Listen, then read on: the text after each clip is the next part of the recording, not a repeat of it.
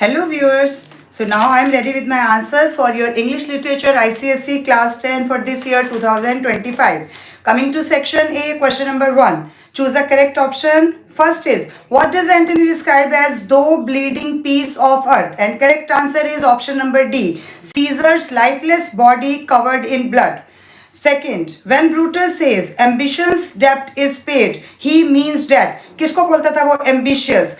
Option number A, Caesar's greed for power and possession had resulted in his death.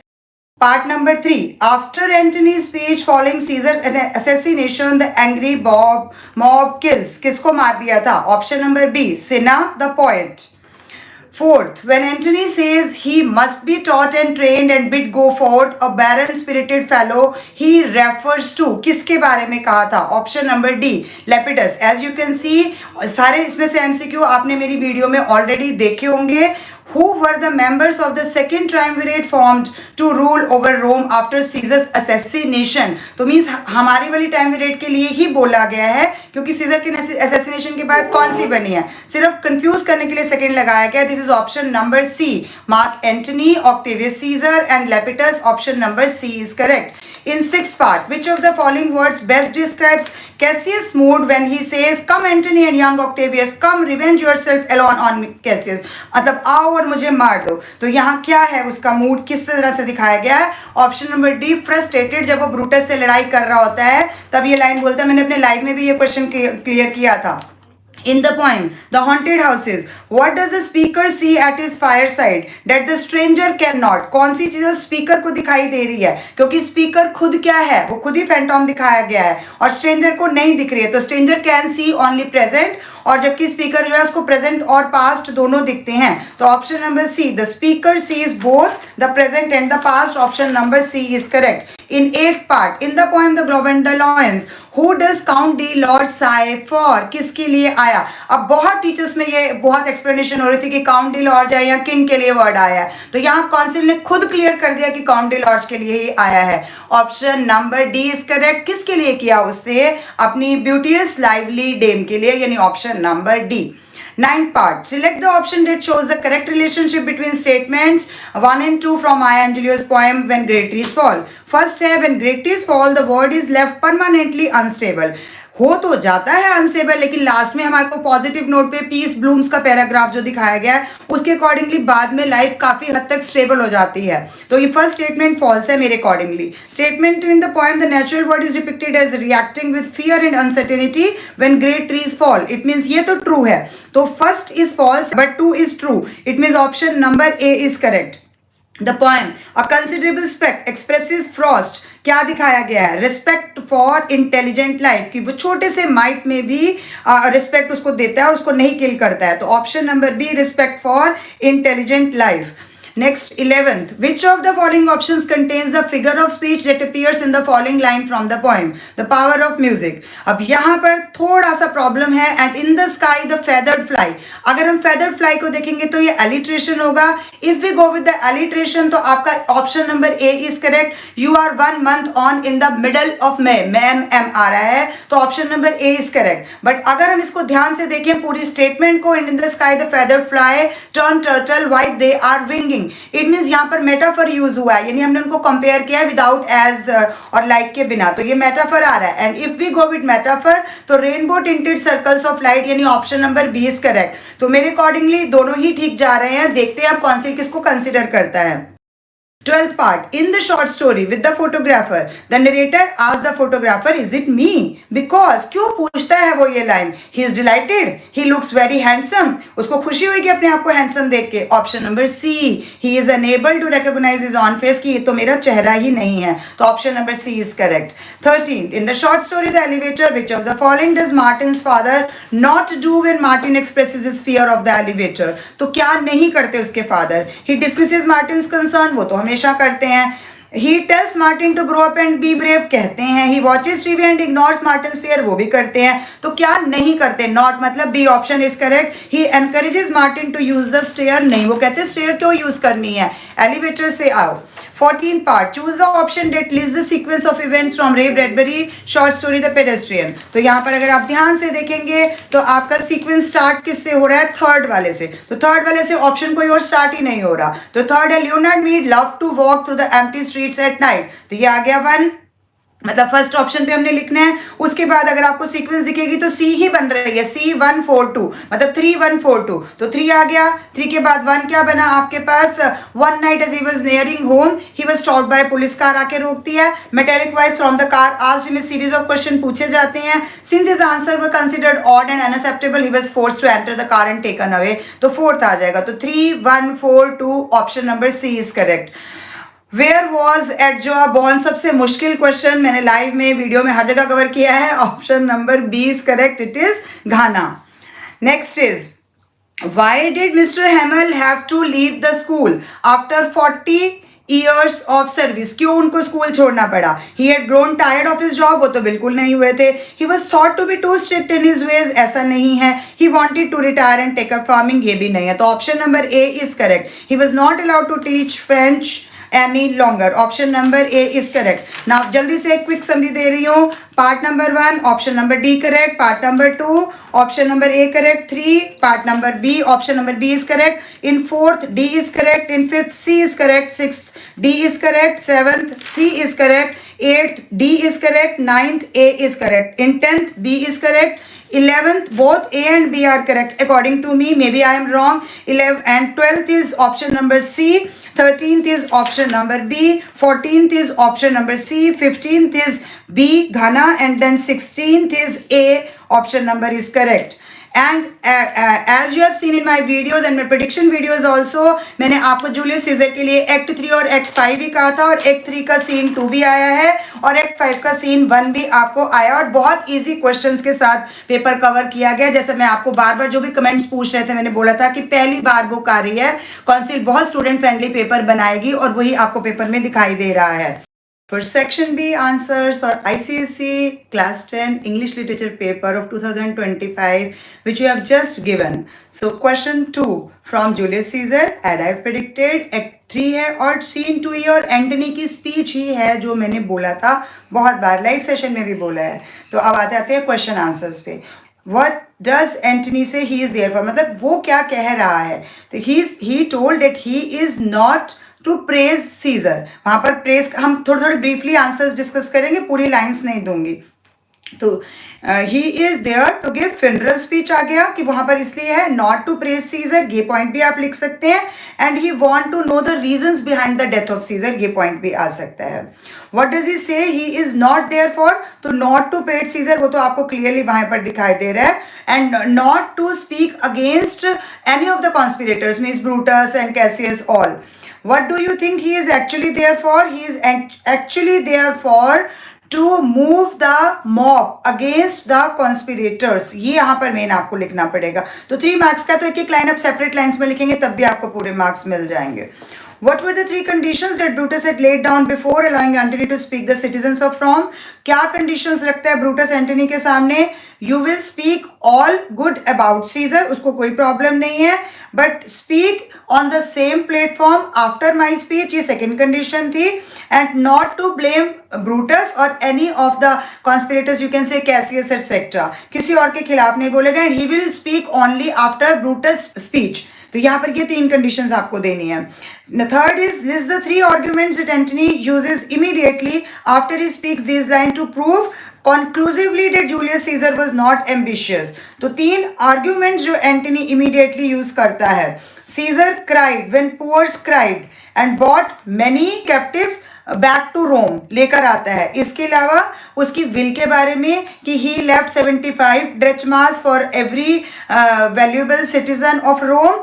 और इसके अलावा उसका public garden और ये सब भी आप एक्सप्लेन कर सकते हो क्योंकि 3 ही पॉइंट्स पूछे हैं. तो you can give any 3 lines, 3 points, may be 1.5 line. तो 3 मार्क्स आपको पूरे मिलेंगे. Next is fourth. Antony repeatedly uses words in his speech to describe Brutus. What are they? Honorable Brutus, noble Brutus, यही words बार बार आ रहे हैं. And why does he do so? तो main word आ जाएगा, मैं keyword ये सिर्फ डिस्कस कर रही हूँ. To praise him, to flatter him, और main उसकी motivation की ताकि लोग ये पहचान ना पाए कि whether he was there to praise Brutus or to make the mob against Brutus. तो ये उसको समझना, mob ये समझ ना पाए, इसलिए बार बार वो ये word use कर रहा है. मेन आपका कीवर्ड यहाँ पर flatter आ जाएगा. Which one argument of Antony's do you think had the greatest impact on the listeners? Give a reason to support your answer. जब वो उनके wounds के बारे में बोलता है, 33 wounds हैं, ये 4 मार्कर क्वेश्चन है तो आपको मिनिमम 7 to 8 लाइन्स में देना. ये मैं डिस्कस नहीं कर रही हूँ, सिर्फ वर्ड्स बता रही हूँ आपको कि wounds के बारे में लिखेंगे. 33 wounds हैं, फिर उसके ड्रेस के बारे में बताता है, फिर उसके उनको किसने wounds दिए हैं उनके बारे में बताता है, whatever their real motives वो लोगों के सामने क्लियर करता है. एंड मोर ओवर वो विल के बारे में, तभी उसको लगता है greatest impact on his listener. कौन सा आर्ग्यूमेंट रखा उसने? विल के बारे में, और इसलिए कि जिनको आप अभी तो आप ब्रूटस के साथ थे तो बाद में अगेंस्ट हो गए. What were the citizens feeling toward Antony before he begin his speech? शुरू करने से पहले देवर नॉट विद एंटनी, मतलब उसके सपोर्ट में नहीं थे. And how do their feelings toward him change at the end of his speech? तो ये पूरा बहुत इजीली एलेबोरेट कर सकते हैं कि स्पीच के बाद ऑब्वियसली मॉब एंटनी के साथ हो गई थी और वो कॉन्स्पिरेटर्स के खिलाफ थे. उसके बाद वही फुनरल बर्निंग वुड्स लेके उसकी फायर से उन्होंने बाद में सारे कॉन्स्पिरेटर्स के जो थे वो घरों को जला दिया था. तो ये वाले पॉइंट्स आप लिख सकते हैं. Now coming to question number 3 which is from act 5 scene 1. Again as I predicted. Now Cassius then if we lost this battle you are contended to be led in triumph. तो फिर Brutus कह रहा है no Cassius no think not. अब why does Brutus say no Cassius no? यहाँ पर Brutus किस बात में नो कहता है कि उसने बोला कि अगर तुम्हें मतलब बाद में तुम बंदी बन जाते हो, कैप्टिव बना लेते हो, तो तुम वापस रोम जाना पसंद करोगे? तो ब्रूटस कहता है no, he will not like to be enslaved by anyone, क्योंकि मुझे एनस्लेव बना के रोम में तो बिल्कुल नहीं जाना है. What conditions में force Brutus to go bound to Rome? क्या कंडीशंस हो सकती थी अगर वो उनका कैप्टिव बन जाता? तो अगर कैप्टिवेटेड आपने लिख दिया तो इसमें समझ आ रहा है कि उसको अगर वो लोग बैटल लॉस कर देते या एंटनी और ऑक्टेवियस सीजर जीत जाएंगे, तो इस तरह से आपने लिखना है. Brutus says and whether we shall meet again I know not. What do these words imply? That they are not sure about their success. तो may be they may lose battle. इस तरह से आपने इस आंसर को form करना है कि अगर वो हार गए तो फिर हो सकता है, या फिर वो बाद में वो या एंड क्या होगा कि वो मार लेंगे अपने आप को, क्योंकि वो कैप्टिव तो बनना चाहते ही नहीं थे. तो अगर मार लेंगे तो वो वापस दोबारा नहीं मिल पाएंगे. ये पॉइंट्स आपने एक्सप्लेन करने हैं. 3 मार्क्स में बहुत अच्छे से क्वेश्चंस को जस्टिफाई करके दिया है. काबिल तारीफ पेपर बनाया गया है बहुत ही अच्छे से. 3 मार्क में 3 क्वेश्चंस अलग अलग आपको एक मार्क के लिए जस्टिफाई करना है, तो बहुत ज्यादा इलेबोरेट नहीं करना आपको. To whom does Brutus refer when he says the work which the Ides of March begin? तो how was that work begin? तो कैसे शुरू हुआ था वहां पर वो वाला वर्क? कैसे शुरू हुआ था? With the petition of Metellus Cimber. शुरू वहां से हुआ था और फिर उसके साथ ही with the assassination of Caesar हो जाएगा. तो हम दोनों लिख देते हैं. How was the date work begin? दोनों से, मतलब मेटिलस सिम्बर की पिटिशन से सीजर के असैसिनेशन तक. What political change would take place in Rome if Brutus and Cassius lose this battle? Then Rome would have become a democracy ही रहता, क्योंकि बाद में तो उन्होंने बनने नहीं दिया. तो हम यही लिख देंगे. तो earlier in this scene, Cassius had confined to Messala a strange occurrence that he had observed when his army was on its way from Sardis to Philippi. तो वहाँ पर वो 2 mighty eagles का सीन आपको लिखना है. Kites, ravens, crows जो थे वो उनके अब यहाँ पर हैं. तो इस चीज़ से उनका ये वाला आपने जोड़ना है. चाहे ऑर्थोडॉक्सी थी उनकी जो भी था, लेकिन हमने ये वाला सीन यहाँ पर लिखना है. स्ट्रेंज ऑकरेंस ये कि they were eating from the hands of soldiers, जो हमने पहले देखा था 2 mighty eagles. How does Brutus die? तो अब यहां पर मरने का आ गया. Strato holds the sword of Brutus. Strato ने होल्ड करी थी and Brutus himself ran over it. ये जरूर लिखना है क्योंकि वो खुद अपनी मर्जी से आया, क्योंकि उसको था कि मुझे कोई तो मारेगा नहीं. How does his manner of dying contradict the philosophy by which he had lived his life? तो कौन सी फिलोसफी है, इसको लिखने का भी आपको मार्क मिलेगा. स्टोइक फिलोसफी लिख सकते हैं आप. स्टोइक फिलोसफी होता है कि hiding his grief under his speech और अंडर हिज स्माइल और अंडर हिज वर्ड्स. तो स्टोइक फिलोसफी को उससे कॉन्ट्रडिक्ट कैसे किया? क्योंकि बोल तो ये रहा था कि मरने से कोई फर्क नहीं पड़ेगा, जैसे पोर्शिया के बारे में भी बोलता है कि हम सब नहीं मरना है तो कोई बात नहीं, ज्यादा दुख नहीं होना चाहिए, कम टू अनदर टॉपिक। लेकिन यहाँ पर जब अपने ऊपर आता है तो उसको इस डर से कि मुझे कैप्टिव नहीं बनना, वो खुद को ही मार लेता है। Last question, at the end of the play Antony calls Brutus the noblest Roman. मैंने आपको पक्का कहा था कि अगर पेपर में ये पैराग्राफ आया तो ये आंसर पक्का ही आएगा। Antony calls Brutus the noblest Roman of them all, why does he से दिस? क्यों कहा उसने ऐसा? अगर आपने मेरी वीडियो देखी है तो उसमें भी ये क्वेश्चन आपने देखा होगा। What does this reveal of Antony's character? Brutus is the only person who killed Caesar for the good of Rome only, and others did this action by their selfish intentions, you can say, motives, you can say. तो बस ये line आपने clearly describe करनी है। And what does this reveal of Antony's character? तो Antony का character sketch, जो मैंने आपको बोला था कि यही 3 कैरेक्टर स्केच मेन है, तो यहाँ पर एंटनी का कैरेक्टर स्केच आप बोल सकते हैं। Starting with section C from prose, short stories. Treasure trove लिखा है जो कि गलत है, ट्रेजर चेस्ट आएगा यहाँ पर लिखा होगा। अगर आपने नहीं देखा तो मैंने देख लिया, क्योंकि मैं भी अभी तक एमओ भी बोल जाती हूँ जूलियस सीजर को। चलिए क्वेश्चन 4, रीड द फॉलोइंग। कौन सा आया? एलिवेटर का। और एलिवेटर की अगर आपने मेरी वीडियो देखी है, मैंने लास्ट में जो क्वेश्चन बोला था अगर ओपन एंडिंग का, यही क्वेश्चन आ गया और वही सेम क्वेश्चन आया है। Martin felt nervous when he got back. अगर आपने वीडियो या शॉर्ट आंसर्स भी देखे तब भी आपको ये सारे आंसर्स आते होंगे, इतनी इजी वे में क्वेश्चंस फॉर्म किए गए हैं। Question number 1, who entered the elevator when the door slide open? तो कौन आया? Fat lady. Describe this person. तो डिस्क्रिप्शन के लिए कीवर्ड्स आपके फैट लेडी के क्या दिखाए गए हैं? Green coat, blue eyes, flashy cheeks, no chin, waddle like a duck. ये आपने पॉइंट्स दे देने हैं, जो भी जितनी भी आपके पेरेंट्स के वर्ड्स याद रहे हैं। Why was Martin afraid of using this elevator? क्यों नहीं यूज करता? क्योंकि एक तो पहला पॉइंट आ गया क्लॉस्ट्रोफोबिक है, इसके अलावा डिम लाइट का point, no air, loud sound, fast door closing या clinging noise, you can also write there. तो ये सारे पॉइंट्स आप लिख सकते हैं। What led to the Martin fall down the stairs to avoid the fat lady? पहली बार to avoid the fat lady, and फिर वो he ran towards the stair and it was dark and echoed in the stair, ये line आएगी। और फिर what did it result in? Fracture of his leg. तो ये आ जाएगा। आपको मेन जो स्टेयर्स की कंडीशन दी थी ना कि लाइट नहीं है, कंडीशंस अच्छी नहीं है, वो सब लाइन्स यहाँ पर बतानी है। How does the story and? कैसी स्टोरी एंड हुई है? और ओपन एंडिंग आपको पता है, क्लिफ हैंगर हमने बहुत बार डिस्कस किया है। Bring out the element of horror in the ending. क्या है? क्योंकि father devised A plan and he left Martin with fractured leg in the lift at the 9th floor. He left Martin. लेकिन फिर क्या होता है? From the 10th floor the lady entered the lift and pressed the stop button. अब यहाँ पर वो last में क्या बोलती है? Hello Martin. तो अगर आपने मेरी वीडियो देखी है, मैंने आपको बोला था यही क्वेश्चन पूछा जा सकता है, तो आपने उसी एलिमेंट को थोड़ा सा और डिस्क्राइब करना है कि इसके बाद क्या क्या और हो सकता है, क्या पॉसिबिलिटीज हैं जो इस स्टोरी को हॉरर एंडिंग में बदल देंगी। तो क्या पॉसिबिलिटीज हो सकती हैं? What was Martin's father's opinion of him? तो फादर की ओपिनियन क्या है कि मार्टिन क्या है? He was a coward, not good at sports, bullied by school boys या school students, and now afraid of that fat lady also. And मतलब कि वो क्या करे उसके साथ, क्योंकि उसके हिसाब से एक बॉय को ऐसा नहीं होना चाहिए। What does this reveal to us about his father's character? तो ओपिनियन तो ठीक है कि हर फादर यही चाहते हैं, बट यहाँ पर उनका करेक्टर कैसा दिखाया गया है? इंसेंसिटिव है, र्यूड है, अनसपोर्टिव है, अनकंसर्न्ड है। उसको पता है कि कोई और नहीं है मार्टिन का उसके अलावा, फिर भी वो उसकी बातों की तरफ ध्यान नहीं देते, टीवी की तरफ देखते रहते हैं। तो ये सब पॉइंट्स, छोटे छोटे पॉइंट्स लिख के आप अपने आराम से पूरे मार्क्स ग्रैब कर सकते हो। Coming to question number 5 from the last lesson, जो कि मैंने आपको पहले से प्रिडिक्ट किया था कि एक तो जरूर आएगा, वो आया है। तो एटलीस्ट मेरी प्रिडिक्शन गलत नहीं है। This made me happy. तो last lesson, my children, this is the last lesson I shall give you. The order has come from Berlin to teach only German. चलिए, what does the word dad in the extract refer to? तो dad किसके बारे में है? Oh, the Rethis dad was what? तो क्या है ये? Bulletin board.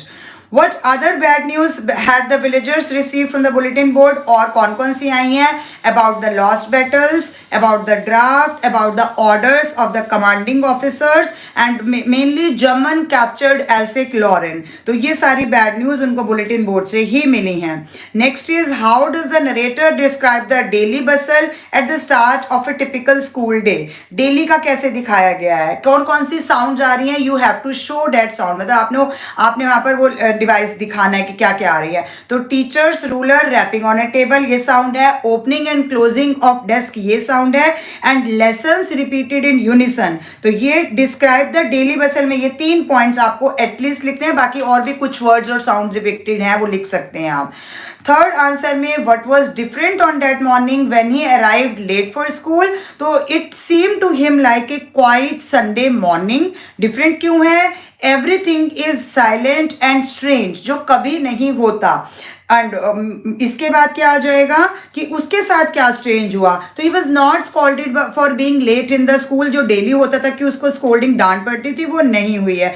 And one more thing he has observed is that many villagers including आपको पता है जिन जिन के नाम आए हुए हैं were seated on the back benches with the primer in their hands. तो ये भी आप लिख सकते हैं. अब स्ट्रेंज है ना कि स्कूल में इतने ओल्ड पीपल क्यों बैठे हुए हैं पीछे बैक बेंच में. Now coming to question number 4. What thoughts filled the narrator's head when he heard the above announcement. तो पहला वर्ड तो आपको आंसर से ही मिल गया होगा, थंडर क्लैप. तो क्योंकि ये क्वेश्चन में है लेकिन फिर भी इंपॉर्टेंट वर्ड है तो हम नहीं इसको हटा नहीं सकते, ये लिखना ही पड़ेगा. Next is regret of not learning French earlier. तो उसको लगता है मुझे तो अभी इसके बारे में कुछ भी नहीं आता तो आगे क्या होगा.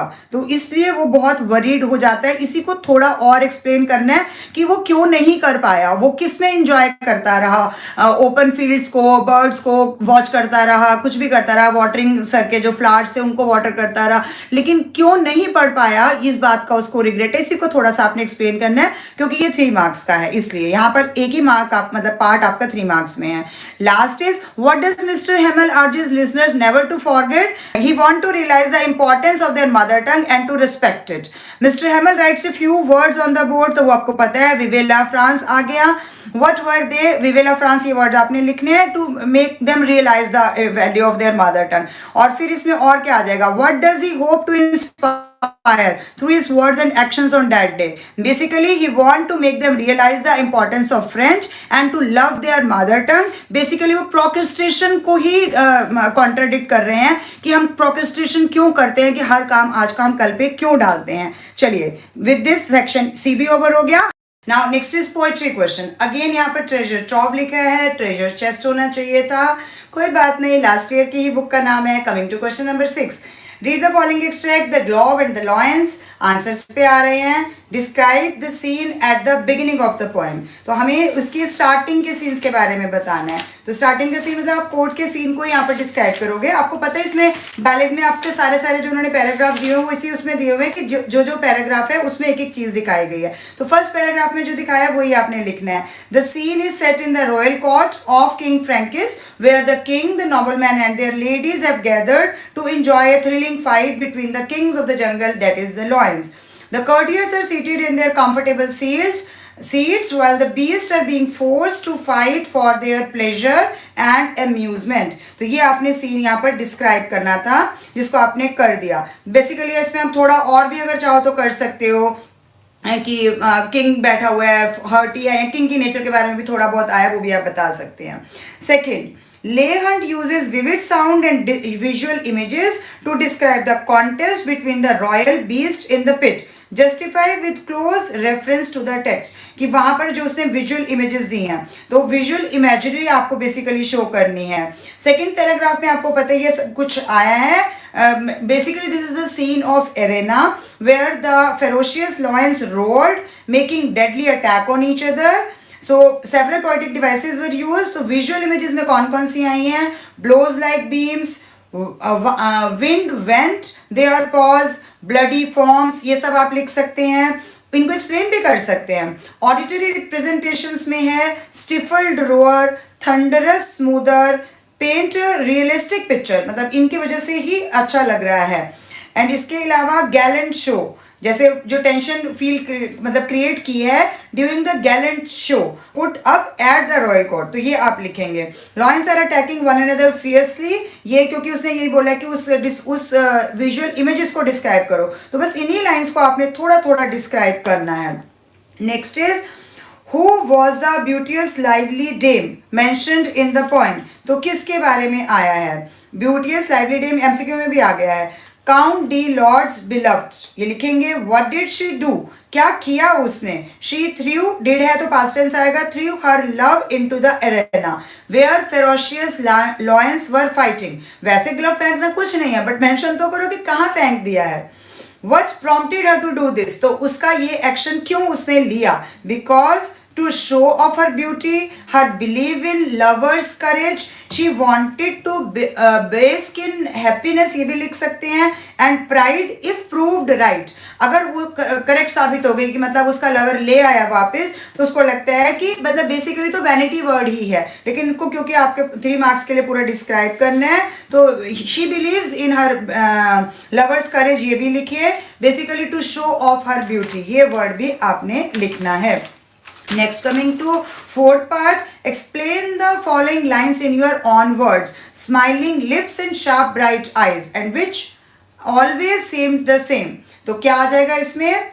Pretty and cheerful young lady with smile on her face and brightly sparkling eyes.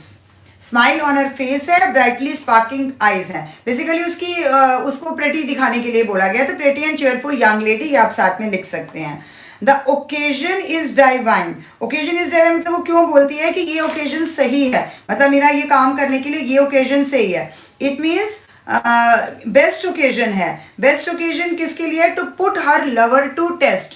क्यों बेस्ट ओकेजन है? द ऑडियंस वॉज प्रेजेंट, लिख सकते हैं, and the ground was set, सब लोग भी वहां पर प्रेजेंट हैं. She plan to drop her glove in the arena of ferocious lions and waited to see her lover to get it back for her. तो मतलब बिकॉज आपने पहले लिख दिया है कि she believed in the courage of her lover, तो उसको पता था कि वो कर तो देगा ही, बट उसकी इंटेंशन सही नहीं थी. Would do anything to display his lover her. उसके लवर की इंटेंशन तो सही थी कि वो तो सबके सामने डिस्प्ले करेगा अपने लव को, लेकिन इसका काम तो एक्शन तो सही नहीं था. वो अगले क्वेश्चन में आ ही गया है. Faith gentleman we are better here than there. अब ये लाइन किसने बोली है? आपको पता ही है, किंग ने बोली है. King delightfully remarks that they were very lucky to be seated at a distance, कि हम दूर बैठे हैं. It is better to be seated outside the arena than be in the pit with the lions. It was extremely dangerous and scary situation, इसीलिए वो relief feel करते हैं कि at least we are at a safe distance. तो ये आपको इसके अंदर लिखना है. तीनों एक एक मार्क्स में है, तो इतना लंबा जितना मैंने बोला उसमें थोड़ा शॉर्ट भी करा होगा तब भी चल जाएगा. Next is fifth part. When King Francis exclaims rightly done, what action of Count De Lorge does he applaud. तो क्या बोलना चाहते हैं? What do you think the count behave the way he did. पहले तो काउंट ने क्यों किया, चलो उस पर बाद में आते हैं. किंग ने क्या किया? तो किंग फ्रैंकिस ने ऐसा बोल के approves of the count action, तो उसको अपलॉड किया, मीन्स तुमने सही किया ये उसको कहा. तो आप अप्रूव्स वर्ड लिख सकते हैं. He acknowledges his action of throwing of her glove at her face and justifies it by saying that it was right of him to do so because no lover would subject her love to such horrible danger. सही नहीं है. It was her pride and vanity that prompted her and blinded her. तो राजा भी ये बात समझ गया.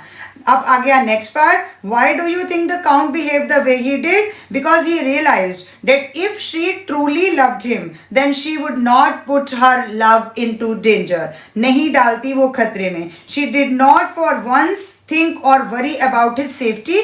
क्या उसने उसकी सेफ्टी के बारे में सोचा भी नहीं. She did not even think about his honor or his reputation. If he would have been unable to bring the glove back, अगर वो वापस नहीं ला पाता तो उसके ऑनर का क्या होता, कोर्ट में उसकी रेपुटेशन का क्या होता. ये सब वर्ड्स आपको लिखने हैं क्योंकि ये 4 मार्क का क्वेश्चन है. 2 मार्क्स में पूरा किंग का और इधर से काउंट डी लॉज का दोनों का आपको जस्टिफाई करना था, इसलिए मैंने ज्यादा पॉइंट्स दिए हैं.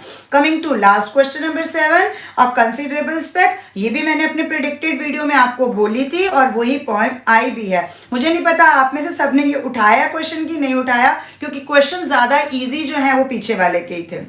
मतलब question number 6. Now 7, there this was no dust speck. इसके भी इजी है. What did the narrator first imagine the speck to be. तो फर्स्ट उसको क्या लगता है कि वो स्पेक क्या है? It is a particle of dust. उसको ऐसा लगता है. What did his use of word speck and mite tell us about it. तो स्पेक जो होता है वो होती क्या है? मतलब हम कह सकते हैं कि स्मॉल डिसकलरेशन है पेपर पे, या फिर उसको कह सकते हैं क्योंकि स्टॉप है वहां पे. और माइट जो है वो तो लाइवली क्रिएचर है वहां पे, चाहे स्मॉल इंसेक्ट ही है लेकिन है तो है ना. तो आप स्मॉल इंसेक्ट वहां पर इसके लिए यूज कर सकते हैं. उसके लिए डिसकलरेशन आप वर्ड यूज कर सकते हैं, स्टेन यूज कर सकते हैं, या फिर साइन ऑफ डिके भी कर सकते हैं कि कोई चीज जैसे पड़ी हुई थी हमने हटा दी तो उसके लिए भी स्पॉट आफ्टर डिके वो भी लिख सकते हैं. और इसके लिए टाइनी माइट है, स्मॉल इंसेक्ट है, एराकिड है, फोर लेग एंथ्रोपॉड है, कुछ भी ऐसे वर्ड्स आप ले सकते हैं. What was the narrator doing when he spotted the speck? जब वो देखता है तो वो क्या कर रहा होता है? He was writing on a white paper. ये आ गया when he spot the small insect. तो अब इसके अलावा which two words from the poem helped you to come this conclusion? come to me. तो लिख रहा है ये बताने के लिए. तो पहला तो यही आ जाएगा कि he was writing, he stopped to stop it with a period of ink. एक ये लाइन आई है. और दूसरी idly poised his pen कि उसका पेन एयर में, it means he was thinking something. तो ये दो पॉइंट्स आपको इसके अंदर देने हैं. इसके अलावा एक और भी है, my breathing blown, जिसकी वजह से वो थोड़ा सा हिलता है तो उसको पता चलता है कि it was living. तो ये तीन है, आप कोई दो दे सकते हैं. Third is what made him realise it he was dealing with an intelligence. तो यहाँ इंटेलिजेंस के लिए तो हमारे पास बहुत सारी चीजें हैं कि उसको make him realise it he was dealing with intelligence. तो यहाँ पर आ जाएगा उसका एक्शन, यानी माइट का एक्शन. तो आप लिख सकते हैं on smelling the ink the mite begin running wildly around to save itself. It was terrified. तो उसका रिएक्शन उसको दिखता है कि अरे ये टेरिफाई हो रहा है. This also indicates that the mite had a mind which made it aware of the danger ahead and compelled him to escape away from danger. तो ये चीज उसको पता लगती है, मतलब राइटर को, तो उसको पता लगता है कि वो इंटेलिजेंट क्रिएचर है, इसलिए लिखा. Basically he was happy to see he, जैसे कि mite has the capacity to think. सिर्फ इतना भी आपने लिखा है तब भी बेटर है, कैपेसिटी टू थिंक. फिर आपको उसको थोड़ा सा एक्सप्लेन करना है, तो आप कुछ तो साइड में लिखेंगे ना कि highlighted the mite's struggle for survival, या mite's desperate attempt to accept its luck by crouching low. वो झुक जाता है, crouching low shows its helplessness and its surrender to danger. यहाँ तक हमने सारा कुछ लिखना है. Next is why did the narrator conclude that the mite had feet. अब माइटेड फीट ये कैसे पता चलता है? तो it was difficult for him to believe that it could even have legs. तो कैसे पता चला? Because it was running as it was too small. तो रनिंग, टेरिफाइड, क्राउच, ये सब वर्ड्स आपको लिखने हैं. क्योंकि 3 मार्क्स का है तो आपको 3 वैल्यूएबल वर्ड्स देने हैं. Next, describe the narrator's initial response to the speck. What did he eventually decide to do about it? तो इनिशियल रिस्पॉन्स होता है कि मैं उसको देखूं कि वो क्या कर रहा है. फिर उसके बाद डिसाइड टू डू है to leave it on the paper and let it sleep peacefully. ये डिसीजन लेता है कि मैं उसको पेपर पे ही छोड़ देता हूँ और पीसफुली उसको सोने देता हूँ. Why does he make the decision? Because क्योंकि उसको लगता है कि उसने मुझे कुछ हार्म नहीं पहुंचाया तो मुझे भी उसको हार्म नहीं पहुंचाना है. तो उसका यही मानना था कि वो lie on the paper, let it sleep peacefully. यहाँ पर उसने यही कहा कि if there is no danger or harm from him then why should I destroy, मतलब who am I to destroy him. तो यहाँ पर आप ये लिख सकते हैं. what does this decision reveal of his character? तो वो यहाँ पर कैपिटलिस्टिक रेजिमेंटिव लव को पसंद नहीं करता था. believes in display of one's own thoughts, beliefs, creativity, imagination, अपने एक पर्सन की क्रिएटिविटी, इमेजिनेशन पे बिलीव करता है. indirectly is hinting towards those who destroy humanity by killing the weaker ones. तो वो strong ones के ऊपर ही यहाँ पर सरकाज़म का वो है. तो उसका डिसीजन ये रिवील करता है कि वो छोटे से छोटे क्रिएचर को भी प्यार कर रहा है. उसका डिस्प्ले ऑफ माइंड देख के, उसकी इंटेलिजेंस देख के उसकी इज्जत कर रहा है, उसको प्यार से देख रहा है और उसके साथ कोई गलत एक्शन नहीं ले रहा है. Means we should not exploit weaker ones. यहाँ पर मेन ये लेसन जो इसका है ही है. तो राइट, मतलब एप्रिशिएशन आ गया, वैल्यूइंग अदर्स आ गया. ये आप कर सकते हो कि कोई भी वीक से वीक या छोटे से छोटा क्रिएचर है, उसके अंदर अगर अच्छी वैल्यूज है तो उनको एक्सेप्ट करो, उनको एनकरेज करो. So with this, I conclude my today's paper. Thank you for watching till the end. हो सकता है मैंने जल्दबाजी में कुछ पॉइंट्स आपको कम या एक्सेस में दे दिए हों या इनकम्प्लीट दे दिए हैं, लेकिन मैंने अपनी तरफ से पूरा पेपर रफली सॉल्व करने की कोशिश की है. Thank you for watching till the end.